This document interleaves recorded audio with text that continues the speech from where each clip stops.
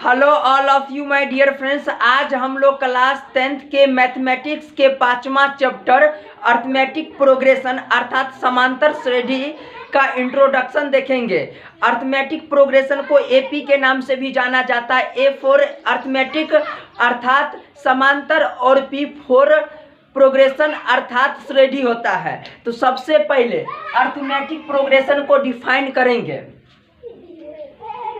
संख्याओं के अनुक्रम को समांतर श्रेणी कहते हैं।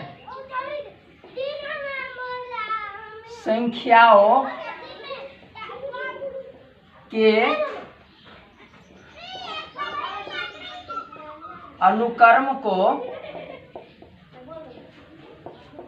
समांतर श्रेणी कहते हैं। लाइक में देखेंगे, संख्याओं का अनुक्रम का मतलब ये होता है कि उसमें पहला पद होना चाहिए, दूसरा पद होना चाहिए, तीसरा पद होना चाहिए, चौथा पद होना चाहिए। इस तरह से बहुत सारा पद हो सकता है। जैसा कि आप एक सीढ़ी देखे होंगे, चाहे वह बांस का सीढ़ी हो या फिर घरेलू जो ईंट का सीढ़ी होता है, वो एक समांतर श्रेणी का एग्जाम्पल होता है। क्योंकि अगर बांस का सीढ़ी होता है तो आप लोग कुछ इस तरह से देखे होंगे।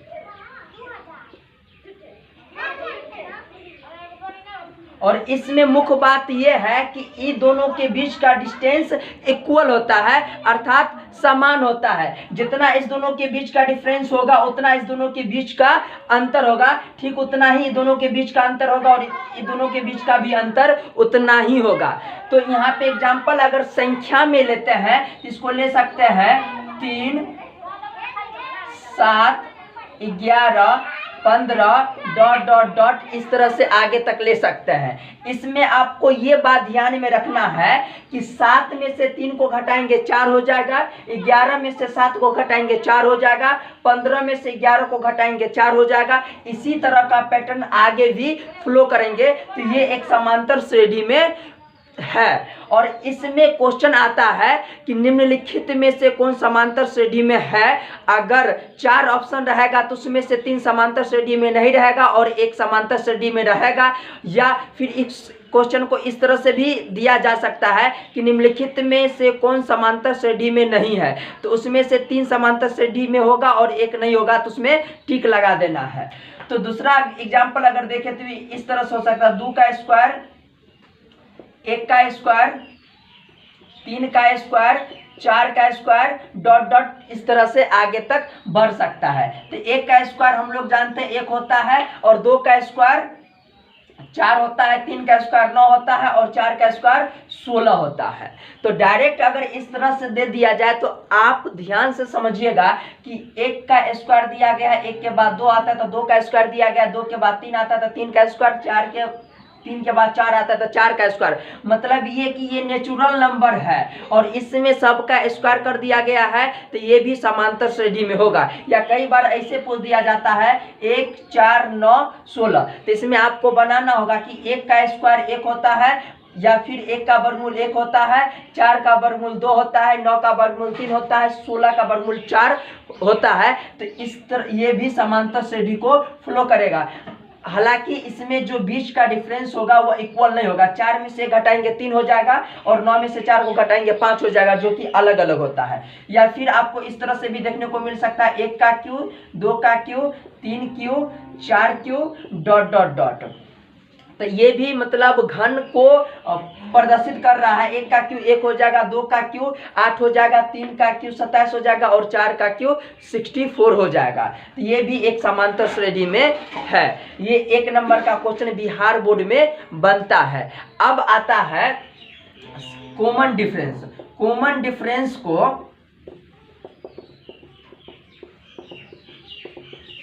सार्व अंतर के नाम से जाना जाता है। और सार्व अंतर का मतलब होता है, सार्व मतलब सभी और जोड़ अंतर मतलब सभी का जो अंतर होता है वह समान होना चाहिए, तब उसको कॉमन डिफरेंस कहेंगे। कहने का मतलब ये है कि यहाँ पे जो दिख रहा है मतलब 7 में से 3 को घटाएंगे तो 4 हो जाएगा, 11 में से 7 को घटाएंगे 4 हो जाएगा, 15 में से 11 को घटाएंगे तो 4 हो जाएगा। तो यहाँ पे सभी का अंतर समान है, तो यहाँ पे लिख सकते हैं कि यहाँ पे सर्व अंतर जो है वो कितना है, 4 है। इस तरह से इसको भी देखेंगे तो ये एक पैटर्न को फॉलो कर रहा है। यहाँ पे आप ऐसे समझिएगा कि जिस तरह से अनुक्रम का अर्थ संख्याओं या वस्तुओं का समूह होता है, मतलब पहला, दूसरा, तीसरा, चौथा, इस तरह से, ठीक उसी तरह से इंग्लिश में सीक्वेंस का अर्थ होता है। इंग्लिश में सीक्वेंस का मतलब होता है अनुक्रम, मतलब एक के बाद दूसरा उसको फॉलो करेगा, प्रदर्शित करेगा। ठीक उसी तरह से हिंदी में भी अनुक्रम होता है जो कि एक नियमित नियम पर आधारित रहता है। तो यहाँ पे सार्व अंतर को डी से सूचित किया जाता है, ये भी बहुत ज़्यादा यूज में आता है। तो यहाँ पे कॉमन डिफरेंस बराबर बोल सकते हैं कि सभी कर्म प्रत्येक दूसरे कर्मागत पद में से पहले पद को घटा के सार्वंतर ज्ञात किया जाता है, या नॉर्मली इसमें d बराबर a2 माइनस a1 लिख सकते हैं। मतलब दूसरे पद में से पहले पद को घटाएंगे तो सार्व अंतर निकल आ जाएगा।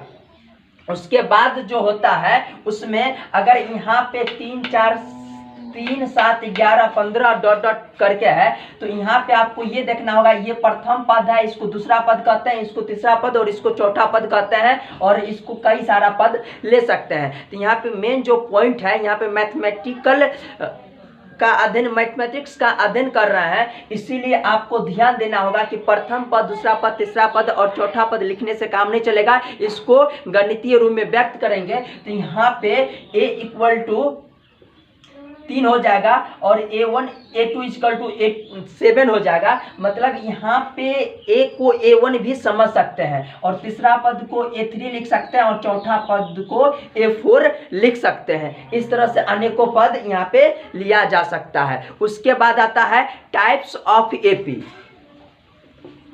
तो यहाँ पे टाइप्स ऑफ एपी का मतलब है एपी का प्रकार। तो एपी 2 प्रकार का होता है। फर्स्ट हो जाएगा फाइनाइट एपी। फाइनाइट एपी का मतलब होता है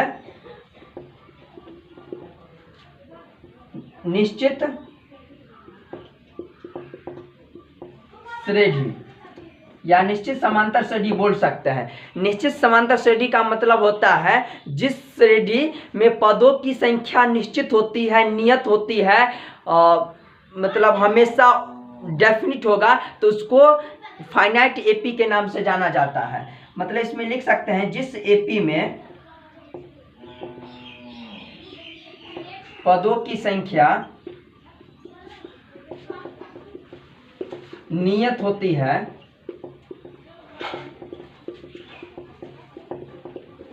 उसे फाइनाइट एपी कहते हैं। अगर एग्जाम्पल में देखें तो ये कुछ इस तरह से हो सकता है, 2, 4, 6, 8 डॉट डॉट, यहाँ पे हो जाएगा आपका, जितनी मर्जी उतना ले सकते हैं। यहाँ पे हम ले रहे हैं 28। तो यहाँ पे देखने के बाद पता चलता है कि ये एक एपी है, क्योंकि सभी पदों का अंतर समान है। सभी पदों का अंतर समान कहने का मतलब ये है कि आप दूसरे पद में से पहले पद को घटाएंगे। मतलब ये दूसरा पद है तो इसमें से इसको घटाएंगे तो 2 आ रहा है, फिर इसमें से इसको घटाएंगे तो 2 आ रहा है। कहने का मतलब ये कि आप इसमें से इसको कभी नहीं घटा सकते। अगर घटाते हैं तो अंतर समान नहीं होता है, तो आपको लग सकता है कि एपी में नहीं है, जो कि घटाना गलत माना जाएगा। आप प्रत्येक दूसरे पद में से पहले पद को घटा सकते हैं और उसका अंतर समान हो तो वह एपी में होगा। और इसी तरह का ये सब नियम फॉलो कर रहा है। इससे जस्ट पहले 26 होगा और 28 में से 26 को घटाएंगे 2 आएगा। ये एपी को फॉलो कर रहा है, अतः ये एपी में है। और यहाँ पे बात ये रहता है कि निश्चित एपी या फाइनाइट एपी ये है या नहीं। तो यहाँ पे देखने के बाद पता चलता है कि यहाँ पे ये पहला पद, दूसरा पद, तीसरा पद, चौथा पद, इस तरह से होते यहाँ पे 28 जो है तो 14वां पद है। अर्थात इसमें पदों की संख्या निश्चित है, 14 है, इसलिए एक फाइनाइट एपी का एग्जाम्पल है। इस तरह से आप आगे देखिए। सेकंड हो जाएगा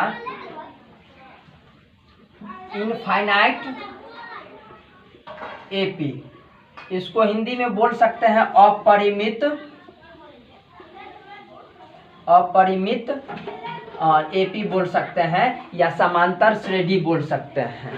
जिस समांतर श्रेणी में पदों की संख्या अपरिमित होती है उसे इनफाइनाइट एपी कहते हैं, और इनफाइनाइट एपी में अंतिम पद का कोई पता नहीं होता है, लेकिन प्रथम पद होता है। तो इसको डिफिनेशन लिखेंगे, जिस एपी में पदों की संख्या अनिश्चित होती है या अपरिमित होती है,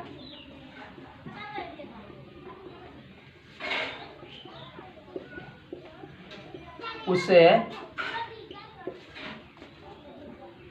इनफाइनाइट एपी कहते हैं।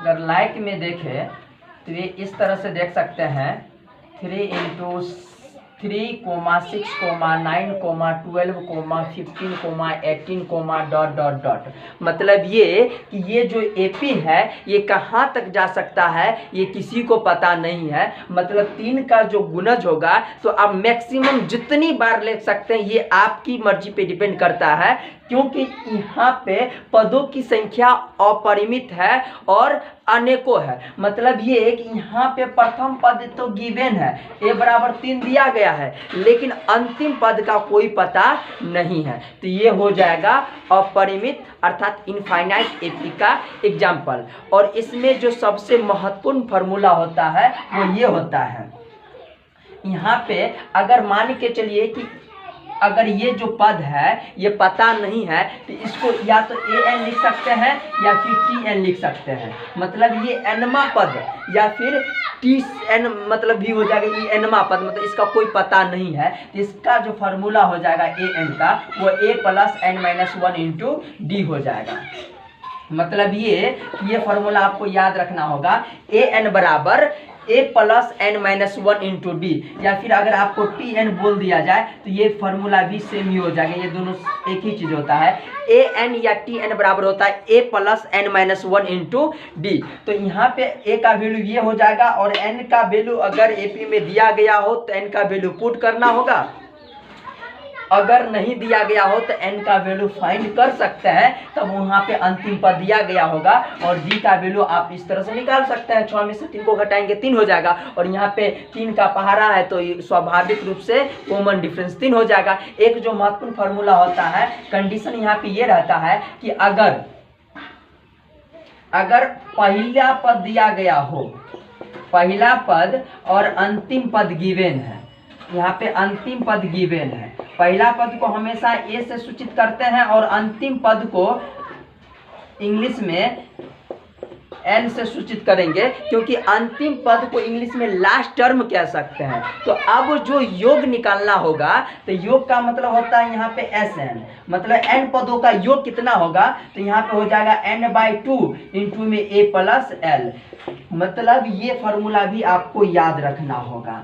अगर कभी कभी ये होता है कि पहला पद दिया रहता है, सार्व अंतर दिया रहता है और n दिया रहता है, तो भी आप Sn का दूसरा फार्मूला यूज कर सकते हैं। ये पहला फार्मूला मान के चलते हैं, और दूसरा फार्मूला आप यूज कर सकते हैं Sn बराबर n/2 × 2a + n - 1 × d। ये जो तीनों फार्मूला लिखा है बहुत ही इम्पोर्टेंट है, और इसी सारे फार्मूला पे ये पूरा चैप्टर आधारित है। और इस चैप्टर में जो एक महत्वपूर्ण बात है वो ये पूछा जाता है कि सार्व अंतर अर्थात d का मान हो सकता है, d का मान हो सकता है।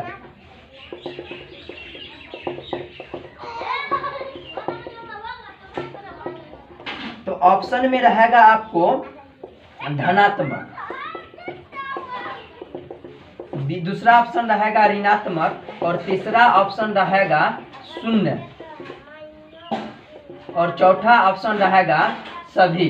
तो आपको ध्यान से सभी लगाना है, क्योंकि जो सार्वअंतर निकलेगा वह धनात्मक भी निकल सकता है, ऋणात्मक में भी निकल सकता है और शून्य भी निकल सकता है। धनात्मक किस तरह से निकल रहा है ये आपको पता है, हमेशा धनात्मक निकल रहा है। अगर एपी को चेंज करें, मान के चलिए कि अगर कहेगा कि यहाँ पे ये एपी दिया गया हो और इसमें अंतिम पद से डी का अगर वैल्यू फाइंड करना होगा, इस तरह से भी बोर्ड में क्वेश्चन पूछा जाता है और एनसीईआरटी बुक में भी गिवन है क्वेश्चन। तो डी का वैल्यू कितना होगा, तो अंतिम पद से आपको निकालना होगा। तो आपको क्या करना होगा कि अगर यहाँ पे अगर एपी में डी का मान निकालना हो तो दूसरा पद में से पहला पद को घटा देते हैं। तो आप बताइए शुरुआती में था, लेकिन अंतिम में इसके लिए ये नहीं हो जाएगा, आप इसमें से आपको इसको घटाना होगा। तो यहाँ पे अगर इसमें से इसको घटाते हैं, अगर डी निकालना हो अंतिम पद में से 15 में से 18 को घटाते हैं तो माइनस कितना आ जाएगा,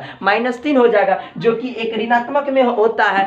और यहाँ पे ये तो देख ही चुके हैं, बात रहा शून्य का। तो एक एपी अगर आपको दे दिया जाए सिंपल सा, यहाँ पे कि यहाँ पे 2 है 2 है 2 है 2 है, यहाँ पे सभी पदों का अंतर आपस में 2 है। तो यहाँ पे जो सार्वअंतर होगा वह 0 हो जाएगा। तो 0 जो होगा तो वो शून्य के बराबर ही होता है, उसी को शून्य बोलते हैं। तो इसीलिए इसका आंसर सभी हो जाएगा।